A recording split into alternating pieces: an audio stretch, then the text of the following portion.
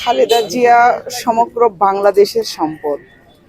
আজকে খালেদা জিয়া বাংলাদেশের সকল মানুষকে অভিভাবক শূন্য করে, আমাদের এতিম করে, সমগ্র জাতিকে এতিম করে উনি চলে গিয়েছে। বগুড়াতে উনি সম্ভবত 15 সালে শেষবারের মতো এসেছিলেন। তারপরে দেখেছেন আপনারা ফ্যাসিস্ট হায়না সরকারের মামলায় উনি হাজিরা দিয়েছেন অসুস্থ অবস্থায়। ওনার একটু সুচিকিৎসা ফ্যাসিস্ট হাসিনা দেয় নাই।